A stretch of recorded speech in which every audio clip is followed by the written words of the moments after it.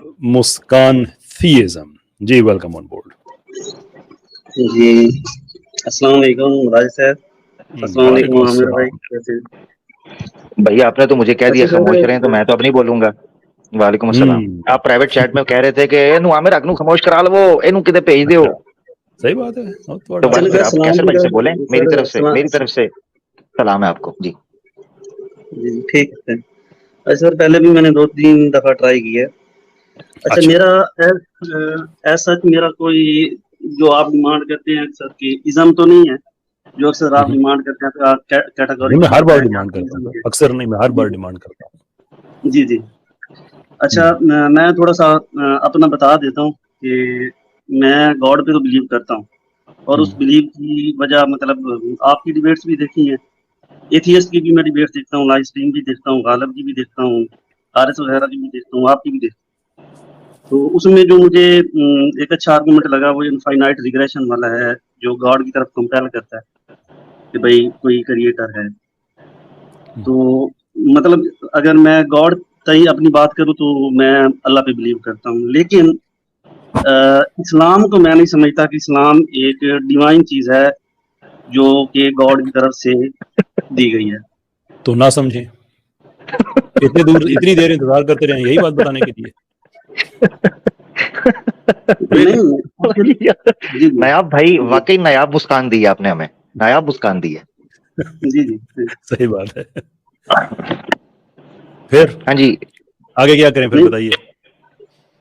नहीं उसके लिए मतलब मैं जो आपसे क्वेश्चन करना चाहता हूँ वो ये है कि आपने इधर लिखा हुआ है ना कि इस्लाम से क्वेश्चन नहीं, अभी सर आपने अपना इज़्म बताना है, अपना इज़्म बताना। और सर मेरी गल सुन लो ना जी सर। नहीं अहमद भाई वो भी हम नहीं बताने एंड में क्या है इनका। हाँ, अपना इज़्म मेरे भाई बताएं, आपने क्या मान लिया है, क्या नहीं, क्या सुना है, क्या नहीं, वो आपकी मर्जी है भाई।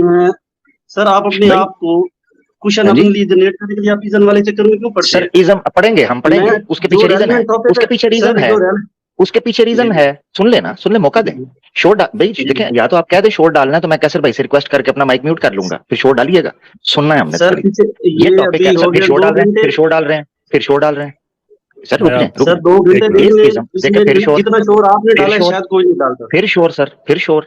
आपकी मर्जी है, अगर डालना है शोर तो बता दें, आपकी मर्जी है। Is your ism better than Islam, ये टॉपिक है। आगे लिखा हुआ है क्वेश्चन मार्क। जहां तक मैंने, मुझे इंग्लिश याद पड़ती है, मेरे टीचर अच्छे थे, तो क्वेश्चन मार्क जब लिखा जाता था उसका मतलब होता था जो आएगा ये उससे सवाल है, ये मुझे याद पड़ता है। तो आपने अपना इज़्म बताना है मेरे भाई।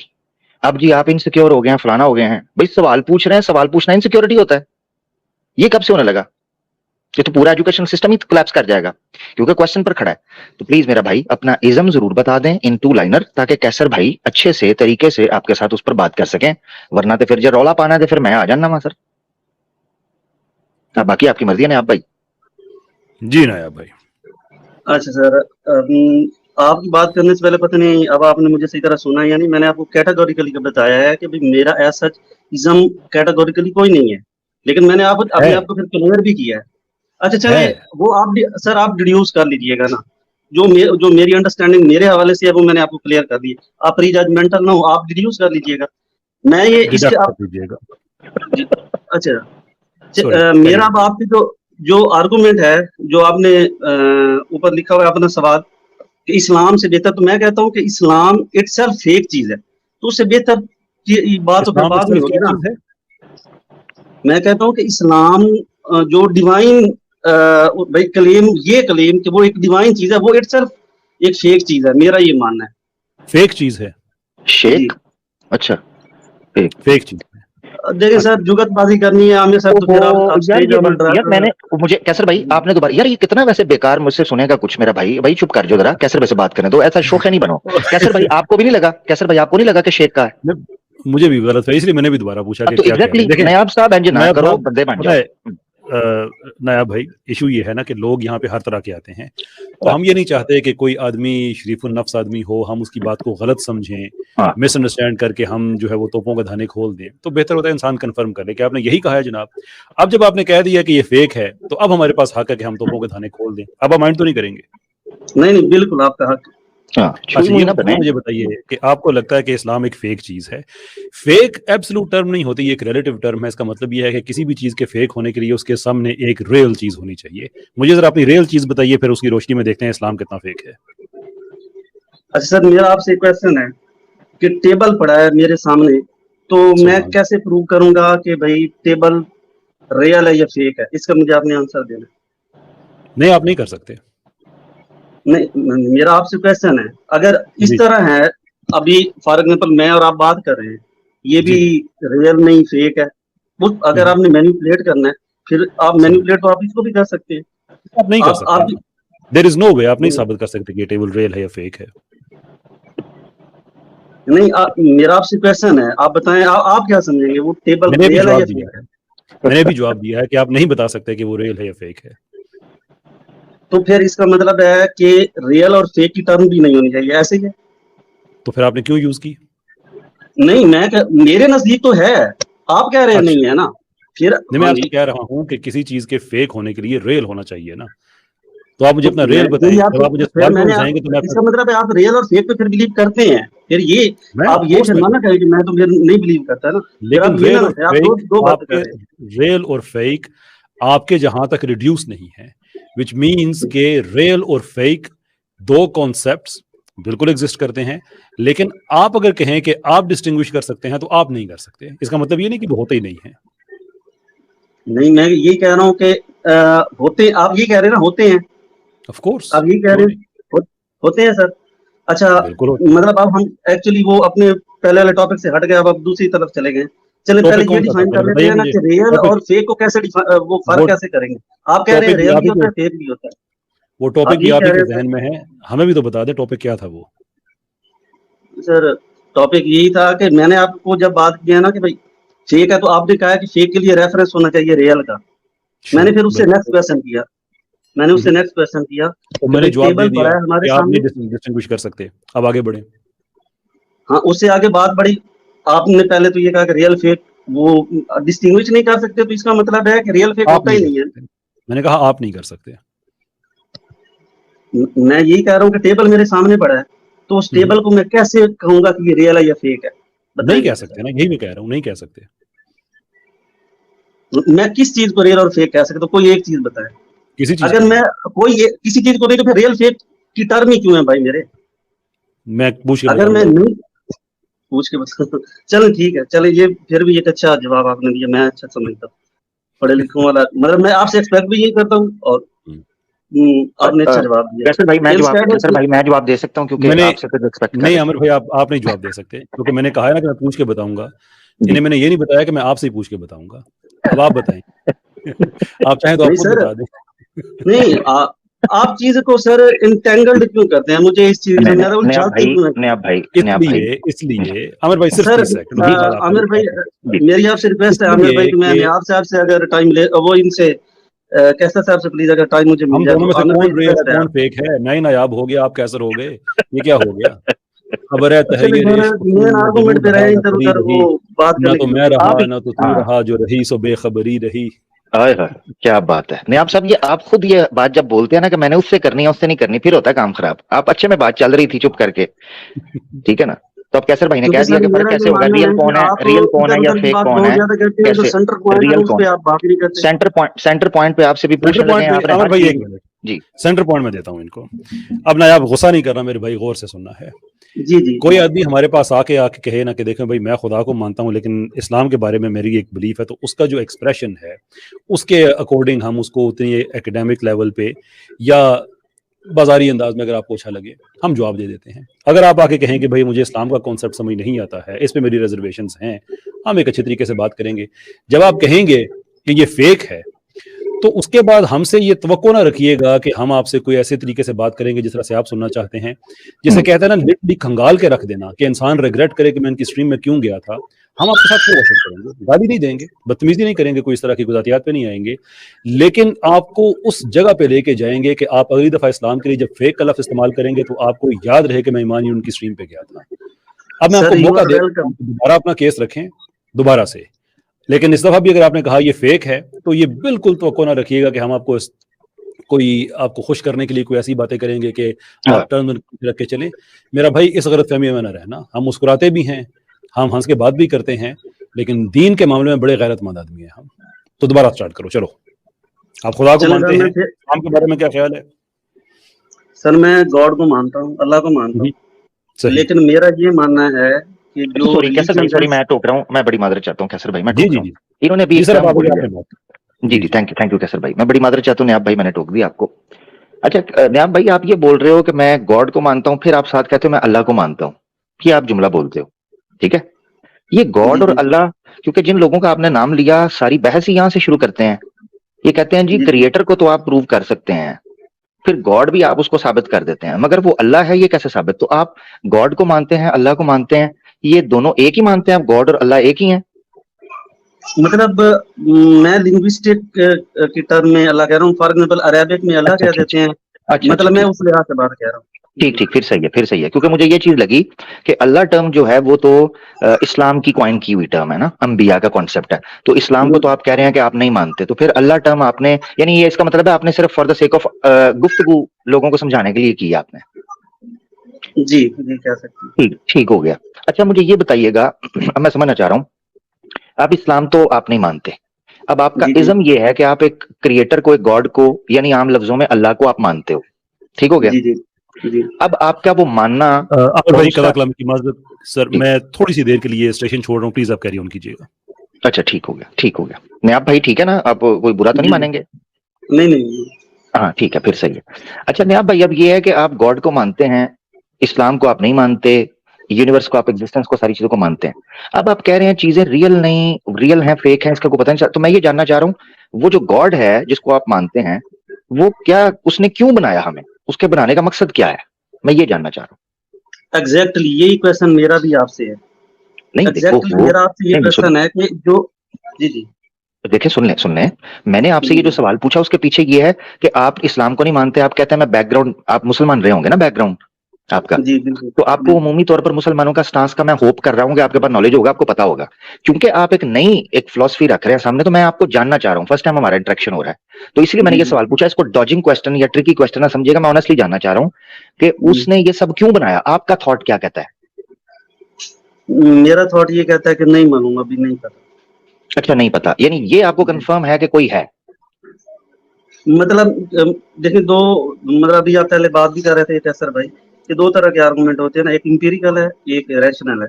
मैंने यासिर साहब का भी आर्गुमेंट एक दफा ये सुना, तो इंपीरिकल तो है कोई नहीं, तो जो मुझे इनफाइनाइट रिग्रेशन वाला आप लोगों का आर्गुमेंट था वो मुझे अच्छा लगा।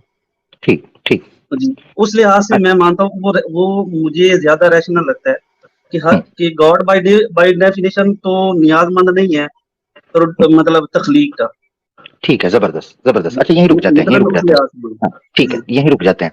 अब चूंकि आपने आर्ग्यूमेंट बड़ा खूबसूरत रख दिया कि आप रैशनली जब आप चीजों को देखते हैं तो आपको वो पसंद आया, इनफाइनाइट रिग्रेस का जो आर्ग्यूमेंट है। अब मैं आपसे अगला सवाल ये पूछने लगा हूं, क्या आपको लगता है कि ये चीज जो उसने बनाई है वो किसी ना किसी मकसद के लिए होगी या कोई भी मकसद नहीं है? क्योंकि रैशनली जब आप चीजों को देखते हैं तो आप आम भी कोई चीज बनाने लगते हैं ना, तो आप उसके बनाने के पीछे आपका कोई मकसद होता है, वो पर्पसफुल होती है चीज। आपको क्या लगता है जो आपका गॉड है या जो आपका कॉन्सेप्ट है, उसने जो यूनिवर्स बनाई है इसका कोई पर्पस होगा सिरे से या है ही नहीं है? ये है या नहीं, यानी क्या है ये नहीं आपको पता, ये आपने बता दिया, होगा या नहीं होगा? अगर मैं मतलब जितने हमारे सेंसेस काम करते हैं उसके हिसाब से होना चाहिए। अच्छा लेकिन इसमें मेरा एक क्वेश्चन है सर, वो ये है कि सॉरी अच्छा चलें आप क्वेश्चन कर लें, वैसे उसूली तौर पर अभी आपने क्वेश्चन नहीं करना, अभी मैं आपको जानना चाह रहा हूं। तो आपने जो आपका पॉइंट निकल कर सामने आया नयाब भाई, वो ये आया कि आपने ऑनेस्ट अपना ओपिनियन दे दिया कि होना चाहिए, ठीक है जी। अच्छा होना चाहिए, अब ये है रैशनल आंसर। अब सवाल ये उठता है कि जब आप एक एग्जिस्टेंस को मान रहे हैं, ठीक है, फिर आप ये मान रहे हैं कि अगर उसने बनाया तो कोई ना कोई पर्पस होना चाहिए, ये मान लिया आपने। अब तीसरा चीज उठती है कि रैशनैलिटी की डिमांड ये है, लॉजिक की डिमांड ये है कि आप उस पर्पस को खोजने की कोशिश करें, ठीक है। यानी मिसाल के तौर पर आप एक चीज बनाते हैं, मुझे पता है कि नयाब एक इंटेलिजेंट आदमी था, इसने ये चीज बनाई है, किसी ना किसी मकसद के लिए बनाई होगी। अब मुझे नयाब ने नहीं बताया, मगर मैं उस चीज को यूज करके, उस चीज को डिस्कवर करके या उस चीज के बारे में थोड़ी सी इंफॉर्मेशन गैदर करके जानने की कोशिश करूंगा कि उसने ये चीज क्यों बनाई थी, इसके पीछे रीजन क्या थी। आपने ये कोशिश की या कोशिश नहीं की? मैंने कोशिश की, लेकिन यहीं पे मेरा मसला, जो मुझे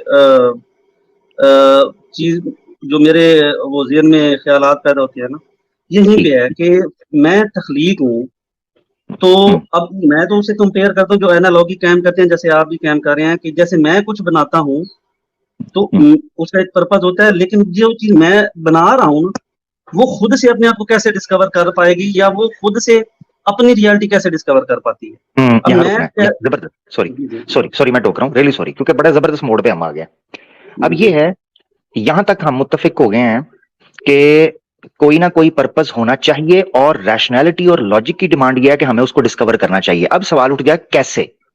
अच्छा, एक तो सवाल ये उठा है, दूसरा सवाल आपने जो उठाया वो ये उठाया कि क्या जो खुद वो मखलूक है, वो चीज है जो बनाई गई है, क्या वो खुद ये चीज डिस्कवर कर सकती है? ये चीज, इस सवाल को हम रूल आउट या लाइन से इसलिए निकाल देते हैं कि हकीकत यह है कि इंसान ने बायोलॉजिकली, रैशनली स्पीकिंग, बायोलॉजिकली बहुत चीजें डिस्कवर की हैं और उसके बेहतर नतीजे निकाले हैं। हेल्थ इश्यूज डील किए हैं, साइकोलॉजिकल इश्यूज को डील किया है, यानी खुद सेल्फ डिस्कवरी जो हुई है ना, ठीक है। यानी मिसाल के तौर पर मेरे 2 लंग्स क्यों होते हैं, मेरी 2 आंखें क्यों हैं, ठीक है, मेरा ब्रेन ऊपर है, हार्ट ये रिब्स के अंदर क्यों कवर है, अच्छा पेल्विक रीजन जो है ये क्यों है, जॉइंट्स क्यों होते हैं, नी वगैरह, ठीक है, फेफड़े किस क्या काम करते हैं, गुर्दा क्या काम करता है। ये वो डिस्कवरीज हैं जो आपको बताती हैं कि जो आपके जिस्म के अंदर ये ऑर्गन रखा गया है ना, इसका मकसद क्या था। पॉइंट समझ आ रहा है? ये ह्यूमन ने डिस्कवर कर लिया। अब इसका मतलब ये है कि ये जो सवाल था ना आपका कि क्या इंसान खुद डिस्कवर कर सकता है कि अल्लाह के या खालिक के होने का और हमारे होने का मकसद क्या है, तो इसका मतलब यह है कि अगर हम एनालॉजी पर डिपेंड करें, इस बायोलॉजिकली जो हमारी फिजिकली हमारी एनालॉजी है बॉडी को समझने की, तो इसका मतलब यह है कि इंसान ये चीज डिस्कवर कर सकता है। अब आखिरी सवाल है हमारे सामने, कैसर भाई भी वापस आ चुके हैं, मैं चाहूंगा कि वो इस बात को लेकर चलना चाहें तो मुनासिब हो। नया भाई, आखिरी सवाल जो मैं छोड़े जा रहा हूं और मैं चाहूंगा इस पर अपनी राय दें, वो ये है कि हमारे पास 2 ऑप्शन है। एक तो ये है कि रैशनैलिटी जो है, रशनाल जो है, वो हमें अपील करता है कि हमने उस कॉज को डिस्कवर करें कि वो पर्पस क्या था जिस वजह से हमें बनाया गया, या वो क्या चाहता था। एक तो ये है।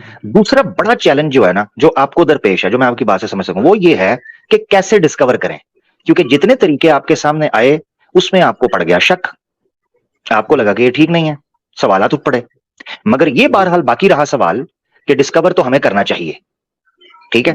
अब इस पर हम मजीद सवाल करेंगे। कैसर भाई वापस आ चुके हैं? नहीं सर, एक सर इधर ही प्लीज, मेरे भी क्वेश्चन है। सर मैं भी आता हूं वापस। ओके जी, नहीं आप भाई।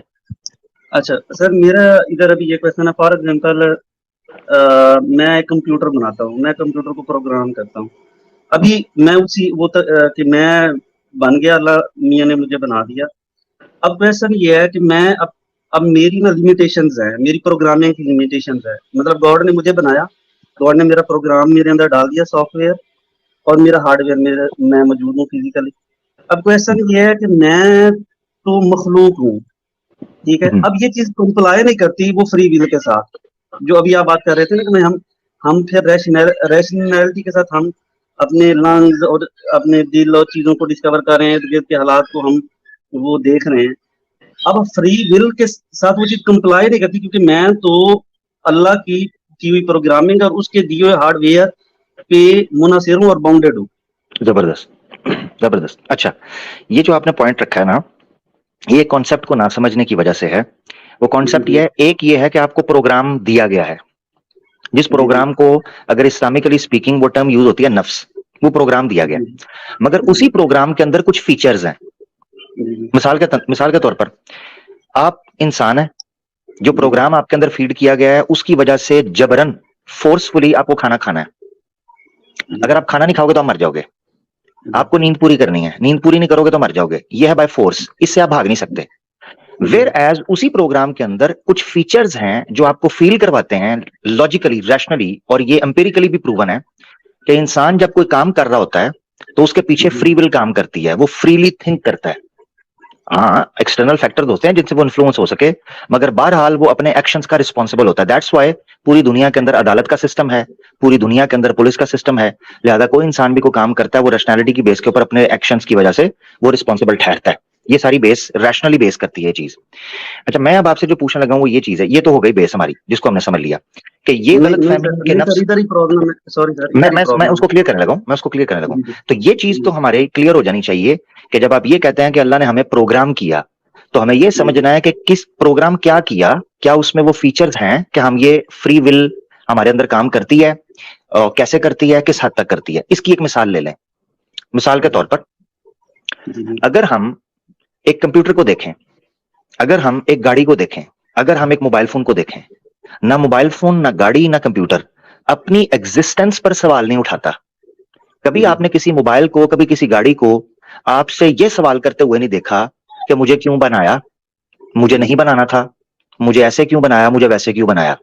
ठीक है, ये सवाल ना कभी गाड़ी करती है, ना कंप्यूटर करता है, ना मोबाइल करता है, हालांकि है वो जी मखलूक है। वेयर एज इंसान के प्रोग्राम के अंदर ये फीचर्ड कुछ हमारे पास ये समझ लें कि हमारे पास ये क्या उसको कहना चाहिए, हमारे पास ये कुछ एक्शंस हैं, या हमारे पास कुछ फीचर्स हैं, या हमारे पास कुछ ऐसे थॉट्स आते हैं जो ये सवाल उठाते हैं कि मैं क्यों बनाया गया हूं, मैं कहां से आया हूं, मुझे किसने बनाया है, मुझे जन्नत में क्यों डालेगा, मुझे जहन्नम में क्यों डालेगा, मैं मरता क्यों हूं। ठीक है, ये सारी चीजें, मैं अच्छा और बुराई को जज करना। इसका मतलब ये है कि जो आप ये कह रहे हैं ना प्रोग्राम्ड किया गया कंप्यूटर की तरह, लैपटॉप की तरह, तो ऐसे नहीं है। कोई भी इनमें से अपनी रियलिटी को चैलेंज नहीं करता या सवाल नहीं उठाता, हम करते हैं। ये वो चीज है नयाब साहब जो आपको लॉजिक की बेस पर खड़ा करती है ऐसे मोड़ के ऊपर कि अब आप पूछें कि जिसको आप मानते हैं कि वो है, जिसको आप मानते हैं कि उसने आपको बनाया है, तो फिर उसने क्यों बनाया है, यहां से सफर शुरू होता है। अच्छा सर, मैं बात करूं? जी जी जी। अच्छा, अभी इस पे मेरा ये क्वेश्चन है कि अब आप कह रहे थे ना कि भाई फ्री विल है। अब इंपीरिकली जो प्री डिटर्मिनेशन है ना, उसके प्रूफ ज्यादा हैं। मतलब मैं अगर रॉबर्ट स्पॉल्सकी की बात करूं, या बहुत सारे जो न्यूरो फिजिशियंस हैं उनकी मैं बात करूं, बहुत सारे ऐसे लोग वो ये कहते हैं कि हम प्री डिटरमाइंड हैं अपनी पहली कंडीशन से, या अपने जेनेटिक कोड से, या अपने हम जब फीटस थे, या हमारी तरबियत से। ये जो पॉइंट है ना फ्री विल वाला, ये फिलोसॉफिकल पॉइंट है। आप ये डिबेट्स करते हैं, आपको चीजें बहुत बेहतर पता है मुझसे। अब ये एक फिलोसॉफिकल पोजीशन है, ये कोई इंपीरिकल एविडेंस की पोजीशन नहीं है। अब मेरा ये क्वेश्चन है, साइंस साइंस इस चीज साइंस तो इस चीज को अभी तक बात कर रहा हूँ, मैं इन फ्यूचर का नहीं कह रहा। हो सकता है फ्री विल कल को पता भी चल जाए। अभी तक मैं ये मानता हूँ कि ये तो प्री डिटरमाइंड है। इस वजह से जो फ्री विल है वो कंप्लाई नहीं करती गॉड के साथ। ठीक है, मैं समझ गया। जी मैं इस पर रिप्लाई करना चाहूंगा। पहले तो ये है कि हम फ्री विल की बहस में जा रहे हैं, जबकि असल सवाल ये था जो मैंने आपके सामने रखा था, जिस पर आपने बात करनी चाहिए थी आपको, क्योंकि वो आपका मेन कंसर्न था, और वही बेस है जो आपको इस्लाम की तरफ वापस लाने के लिए वजह बन सकती है नयाब भाई, अगर आप समझना चाहें, अगर आप हक की तलाश, यानी इस्लाम की तरफ लाने से बेहतर, क्योंकि वो आप जब इस्लाम छोड़ते हो तो जरा टची हो जाते हो इस्लाम को लेके, तो मैं इसलिए ये चीज बोल रहा हूं जो हक की तरफ लाने का सबब बन सकती है, क्योंकि वो कड़ी है। क्योंकि आप ये मानकर बैठे हो कि मैं एक खालिक को मानता हूं, बट दैट्स इट। इसलिए मैंने ये सवाल आपके दिमाग के अंदर एक बीज की तरह डाला है आप भाई, कि कभी ये भी तो सोचो ना कि अगर आप कोई चीज बेकार और पर्पसलेस पैदा नहीं करते हो तो कैसे मुमकिन है कि वो कर दे। और आपने माना कि होना चाहिए, आपने कहा मुझे पता नहीं मगर होना जरूर चाहिए। फिर मैंने आपसे पूछा जानना चाहिए, आपने कहा जानना भी चाहिए। अब वो रास्ता है जो हमने डिस्कस करना था। खैर कोई बात नहीं, फ्री विल के इशू पर जो आपने बात उठाई, अगर आप कहें कि एम्पेरिकली ये प्रूव हुआ है, मुझे वो स्टडी जरूर दिखाइएगा। आपने जो फैक्टर्स रखे हैं वो फैक्टर्स डिसीजन मेकिंग के अंदर इन्फ्लुएंस करते हैं, नॉट फोर्स। मिसाल के तौर पर एक आदमी है, वो ड्राइव कर रहा है। अब वो ड्राइव कर रहा है तो सामने से एकदम जानवर आ गया, ठीक है। अब वो जानवर को बचाने के चक्कर में उसने राइट किया, राइट साइड के ऊपर एक औरत खड़ी थी। अब वो दोनों में से किसको बचाए? तो दोनों चीजें जिस जगह पर प्लेस्ड हैं वो चीज उसके डिसीजन के ऊपर इन्फ्लुएंस कर रही हैं, but at the end of the day decision की रिस्पॉन्सिबिलिटी उसी की है, चाहे वो दाएं औरत के ऊपर गाड़ी चढ़ा दे या वो किसी बिल्ली को मार दे। ठीक है, इंपॉर्टेंट चीज समझनी है। सो जो आपने एम्पिरिकली कहा उसकी तो स्टडीज पेश करनी है। दूसरा मैं आपको पॉइंट देता हूं। दूसरा आपने ये समझना है, क्रिमिनोलॉजी में एक टर्म यूज की जाती है जिसको सिगमंड फ्रॉइड ने कॉइन किया था, साइको एनालिसिस। उसके नजदीक क्रिमिनल्स जो होते थे बेसिकली, जब अगर आप उनको साइको एनालिसिस करें और बैठ के उनके सामने उस क्राइम को रिपीट करें जिन्होंने उनको ट्रिगर किया, जिन फैक्टर्स ने उसको मोटिवेट किया क्राइम करने के लिए, तो अगर आप उनको डिफरेंट सिनेरियोज देंगे तो वो हर दफा डिफरेंट फैसला करते हैं। उसकी वजह यह है कि क्राइम करने के बाद क्रिमिनल रिग्रेट की पोजीशन में इसीलिए आता है कि उसको फील होता है कि मुझसे कोई काम ऐसा हुआ है जो मुझे नहीं करना चाहिए था। दैट मीन्स कि अगर उसके सामने मल्टीपल पोजीशन रखी जाती या दूसरे कुछ सिनेरियोज रखे जाते तो वो कुछ और चॉइस करता। मिसाल के तौर पर एक चोर है, वो चोरी करने निकलता है, अगर वो अच्छी जॉब मिल जाती, अच्छा कमाता, वो कभी भी चोरी ना करता। मगर क्या कोई चोर अदालत में या किसी साइंस की अदालत के अंदर ही चले जाएं, वो जाकर ये कह सकता है कि चूंकि मेरे पास अच्छी जॉब नहीं थी, मेरे पास अच्छी सैलरी नहीं थी, मेरे किचन में चावल रोटी नहीं थी, लिहाजा मैं निकला और मैंने जाके चोरी की, लिहाजा मुझे बख्श दिया जाए, मैं तो फोर्स हुआ इन चीजों की तरफ। तो दो चीजों में फर्क है नियाब भाई। एक है आपका एक्सटर्नल इन्फ्लुएंसेस जो आपके अंदर हैं, वो चीजें आपके डिसीजन मेकिंग को इन्फ्लुएंस तो कर सकती हैं, मगर at the end of the day force नहीं करती, इन्फ्लुएंस करती हैं। लिहाजा फैसला आपके अंदर से आना होता है। इसकी दलील क्या है? मिसाल के तौर पर अगर तरबियत, ये मिसाल समझिएगा, ये बहुत इंपॉर्टेंट है। अगर तरबियत, अगर आपके बाहर के हालात, अगर आपका मुआशरा हर इंसान को सिमिलरली इन्फ्लुएंस या फोर्स करता होता तो फिर इस मुआशरे के अंदर कोई भी एक इंसान अच्छा ना बचता, फिर हर आदमी चोर होता, हर आदमी रेपिस्ट होता। आपकी सोसाइटी में एम्पिरिकल डाटा मौजूद है कि सेम सिचुएशंस में, सेम सर्कमस्टांसेस के अंदर, सेम एनवायरनमेंट के अंदर, सेम बैकग्राउंड से आने वाले लोग अच्छे भी निकलते हैं, बुरे भी निकलते हैं। That's very important. उसमें जेनेटिक मेकअप भी सर उसका होता है ना, वो भी तो मैटर करता है ना।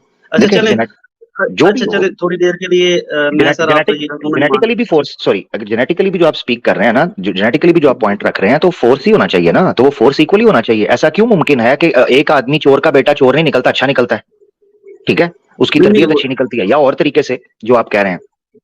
खैर आप अपना पॉइंट रख दे, तो इसको हम स्किप करते हैं। असल पॉइंट जो है ना, जो नया भाई आगे बढ़ते हैं, थोड़ी देर के लिए मान लेते हैं कि सर फ्री विल है, ठीक है, यही मान लेते हैं। एक्चुअली आप कहेंगे कि ये स्टक क्यों हो गया? नहीं, मैं रोकना चाह रहा हूँ, सुनिएगा। जो सवाल मैंने आपके सामने रखा था ना नयाब भाई, वो इससे बहुत बड़ा है। फ्री विल को अभी स्किप इसलिए करते हैं, फ्री विल उस सवाल के सामने जो मैंने आपके सामने रखा था सेकेंडरी स्टेप है। प्राइमरी स्टेप जो है ना वो नयाब भाई वही है कि क्या हमें उस कॉज को, उस पर्पस को तलाश करने की जरूरत है? अगर है तो फिर मुझे कोई तरीका पेश करें आप, क्योंकि आपने रैशनली माना है, लॉजिकली माना है कि हमें उस पर्पस को तलाश करना चाहिए।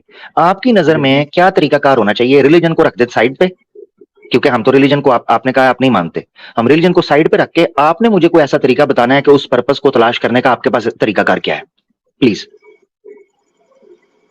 उस पर्पस को, जैसे फॉर एग्जाम्पल मैं आपसे डिबेट भी कर रहा हूँ ना, या विवाद भी कर रहा हूँ, तो वो भी पार्ट ऑफ एक प्रोसेस है। मतलब ऐसा कोई कंक्रीट रिटर्न प्रोसीजर तो है नहीं। वो तो इवन आप भी अगर कोई तरीका रखेंगे तो वो आपके वर्ल्ड व्यू में एक मतलब तरीका होगा। मैं अगर कुछ रखूंगा तो भी वो मेरे वर्ल्ड व्यू में एक तरीका होगा, तो उसका कोई कंक्रीट तो कुछ नहीं है। मैं रखता हूं, मैं एक एग्जांपल, हाँ जी कर लें, आप बात मुकम्मल कर लें। जी।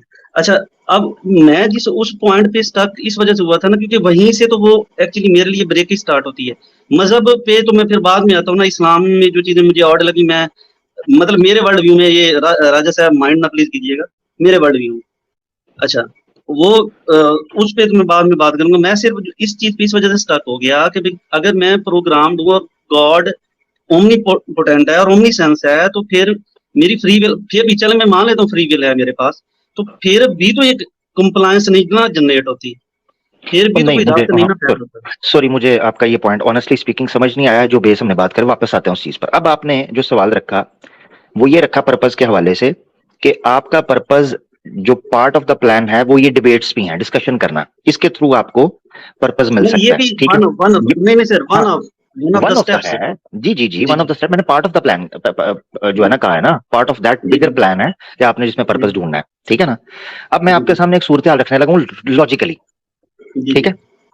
अच्छा, मुझे एक चीज बताएं, आपने एक प्रोडक्ट मुझे दी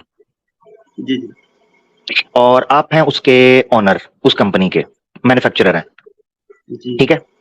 अब आज की दुनिया में ये चीजें इसलिए ज्यादा समझ आती हैं कि हम कैपिटलिज्म के दौर में, मटेरियलिज्म के दौर में, कंज्यूमरिज्म के दौर में रह रहे हैं, मार्केटिंग के दौर में रह रहे हैं। अब एक आपकी कंपनी है जिसने एक प्रोडक्ट मैन्युफैक्चर की, अब मैन्युफैक्चर करने के बाद आप वो प्रोडक्ट मेरे डोर स्टेप पर पहुंच जाती है, उसमें एक रिसिप्ट है, उस रिसिप्ट के ऊपर लिखा हुआ है हेल्पलाइन, ऐसे होता है, ठीक है जी, बिल्कुल होता है, मतलब मैनुअल होता है, मैनुअल होता है, ठीक है, हाँ मैनुअल होता है। अब ये है कि अगर कोई कंपनी ऐसी कोई प्रोडक्ट लॉन्च करे जिसके अंदर कोई मैनुअल ना हो, या जिसके ऊपर कोई हेल्पलाइन ना हो, या जिसके ऊपर कोई असिस्टेंस क्वालिटी एश्योरेंस वाले ना बैठे हों जो आपको असिस्ट करें कि भाई आपने ये चीज अगर खराब हो गई है, इसके इश्यूज क्या हैं, या इस चीज को यूज कैसे करना है, ये बटन कैसे काम करता है, ये कैसे काम करता है, ये कैसे, ये सारी चीजें ये ना हो, आप इसको बेहतर मानते हैं एज अ प्रोडक्ट यूजर? आप कहेंगे कि ऐसी चीज यूज होनी चाहिए जिसका पता ही ना हो कि कैसे यूज करना है, कैसे चलना है, कैसे मामला करना है? नहीं, डेफिनेटली जो कंपनी एक प्रोडक्ट दे रही है साथ उसके वो यूजर मैनुअल दे रही है, डेफिनेटली वो उससे बेहतर है जो नहीं दे रही। लेकिन सर मेरा यहाँ पे मुझे पता है कि वो ये आर्गुमेंट नहीं आप भाई मुझे सर आर्गुमेंट का पता है कि आप नहीं, मैं कुछ और कहने लगा हूँ, मैं कुछ और यहाँ तक आपने मुत्तफिक किया, अच्छी चल रही है बात, इसको जिद नहीं करते, बड़ी अच्छे फ्लो में चल रही है बात, क्योंकि असल सवाल यही है, फ्री विल बहुत बाद में आएगी, ऑनेस्टली स्पीकिंग। पहले आपका लिंक, जो लिंक आप जोड़ चुके हो खुद, आपने खुद एडमिट किया कि आप एक खालिक को, एक गॉड को मानते हो, लिहाजा मुझे यहां से शुरू इसलिए करना है कि आपकी बेस यहां पर स्ट्रांग है। आप उस लिंक को मत तोड़ो ने आप भाई, खुदारा ना तोड़ो, क्योंकि आपने अगर अल्लाह के साथ या खालिक के साथ लिंक अभी तक जोड़ा हुआ है ना एक स्ट्रांग बेस पर, उसी रिश्ते की बुनियाद पर दूसरी कड़ी को जोड़ो। अगर आप मिसाल चेन होती है ना, चेन एक कड़े के साथ दूसरा कड़ा लिंक होता है, अगर एक कड़ा भी बीच में मिस हो जाए चेन टूट जाएगी। तो जो आपका लिंक जुड़ा हुआ है ना अभी, उससे अगला लिंक जोड़ते हैं। अच्छा, अब आपने कहा कि बिल्कुल वो कंपनी ठीक होगी, लॉजिकली हम एक जगह पर आ गए कि वो मैन्युफैक्चरर, वो कंपनी जो अपनी प्रोडक्ट के साथ मैनुअल दे या हेल्पलाइन दे या असिस्टेंस दे या मेंटेनेंस दे, या आपने कैसे चलना है, चीजों को लेकर चलना है, वो ज्यादा बेहतर है, ये आपने मान लिया। अब ये आपने रैशनल रखा। अब मैं सवाल आपसे पूछने लगा हूं कि अगर कोई खालिक है तो रैशनली स्पीकिंग उसने हमें बनाया है, तो आप जैसे अपने बच्चों को सफर पर जाते हुए हिदायत करते हैं, आप जैसे कंपनी के हवाले से आपने मिसाल दी, तो लॉजिकली स्पीकिंग उस खालिक को भी नहीं चाहिए कि अगर उसने हमें बना दिया है तो वो हमें बताए कि भाई तुम्हें क्यों बनाया है। ये पहला सवाल। एक तो ये था ना, अब ये हम दूसरे एंगल से देख रहे हैं नयाब भाई। पहले एंगल ये था कि क्या आपको डिस्कवर करना चाहिए पर्पस के, नहीं, आपका एंगल था। अब एंगल चेंज हुआ है, तो क्या उस खालिक को नहीं चाहिए रैशनली स्पीकिंग कि वो एक अच्छे मैन्युफैक्चरर की तरह हमें गाइड करने के लिए बताए कि भाई तुम्हें मैंने क्यों बनाया है और तुम यहां क्यों हो और तुमने क्या करना है? ऑनेस्टली बताइएगा। जी सर, आपने बहुत अच्छी बात की, लेकिन जो आपने एनालॉगी इसके लिए एस्टेब्लिश की है ना, मैं उससे मुत्तफिक नहीं हूँ। आपने एनालॉगी में ये कहा कि फॉर एग्जांपल मैं कोई प्रोडक्ट किसी को बेचता हूँ, तो जो यूजर है ना उसके लिए मैनुअल होता है, जो प्रोडक्ट इटसेल्फ है ना उसके लिए मैनुअल नहीं है।